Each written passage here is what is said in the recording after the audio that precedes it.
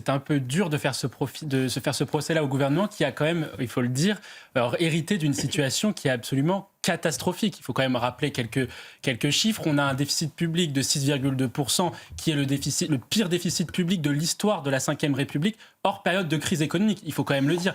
On a quasiment plus de 40 milliards d'euros de dérapage budgétaire, c'est-à-dire des dépenses ou des recettes qui ont mal été calculées par Bercy. Et vous devez donc faire des économies sur les dérapages. Vous devez donc absorber les dérapages. Et puis d'un autre côté, vous devez faire des économies parce que de toute façon, la France prélève plus que les autres pays européens et dépense plus que les autres pays européens. Et on voit que les résultats en termes économiques ou en termes de services publics ne sont pas meilleurs que les autres pays européens. Donc face à cela, effectivement, vous avez en plus quelques semaines pour faire un budget. Donc c'est compliqué, je pense, de faire un procès d'amateurisme d'une certaine façon au gouvernement en place. Ensuite, après, pour ce qui est de la mesure, la réalité, c'est qu'aujourd'hui, les Français, pour 19 millions de Français, le pouvoir d'achat a diminué. C'est-à-dire que les Français se sont appauvris cette année. Ils s'appauvrissent globalement depuis les années 80, au moins depuis 1980 notamment.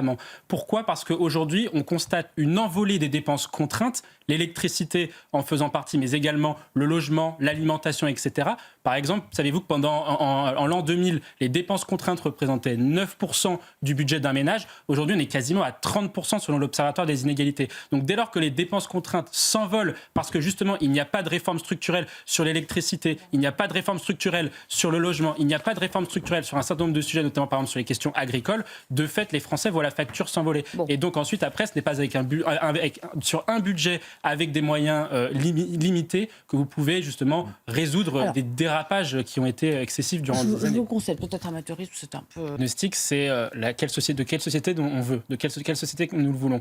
C'est-à-dire qu'en fait, on dit souvent le droit doit s'adapter aux évolutions de la société sur un certain nombre de sujets, notamment sur les questions sociétales. On dit la société est plus progressiste, alors faisons évoluer le droit pour intégrer des droits nouveaux. La société aujourd'hui en France est plus violente. C'est d'ailleurs pas le cas que de la société française, c'est le cas de toutes les sociétés occidentales. On constate de plus en plus une ultra-violence qui explose au niveau de l'Occident. Il y a par exemple, je prends un exemple très, très simple, c'est que les faits de délinquance étaient quasiment nuls pour cause de trafic de stupéfiants en 1970. Or, aujourd'hui, on a plus de 250 000 faits de délinquance vis-à-vis des stupéfiants. Donc, par exemple, vous avez donc là une évolution de la société. Et donc, pourquoi ne pas poser cette question-là, qui est une question simple et qui est une question que les Français se posent? Pourquoi ne pas faire évoluer le droit par rapport aux évolutions de la société sur notamment la question de la délinquance juvénile. Avec un exemple tout simplement, c'est qu'en 2005, quand vous regardez les émeutes, nous on a travaillé sur la question du bilan des émeutes, en 2005, 20%, un peu moins de 20% des émeutiers étaient mineurs. Or, en 2023, sur les émeutes de l'été donc 2023,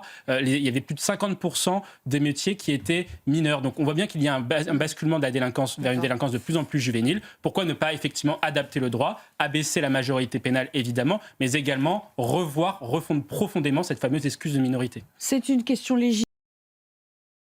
On touche du doigt les conséquences de ce que c'est qu'une société qui est de plus en plus violente. C'est que de moins en moins de médecins ont envie de s'installer dans un certain nombre de territoires et on les comprend puisqu'au regard de la sécurité. Sauf qu'aujourd'hui, les gens qui font justement qui pratiquent des actes de violence à l'encontre des médecins, ils commettent un crime, selon moi, contre la société et contre la solidarité. Pourquoi ? Parce qu'il y a 5 millions de Français qui vivent dans un désert médical, 25% des Français renoncent à se soigner et donc il y a des gens qui font en sorte que les médecins n'ont plus envie de s'installer dans certains territoires. Je trouve que c'est catastrophique. Et donc, pour moi, le message que nous devrions envoyer collectivement, c'est plus de solidarité pour eux. Et donc, on dérembourse les soins pour toutes les personnes qui sont violentes à l'encontre des médecins. Léon Desfontaines, qui avait l'habitude des chroniques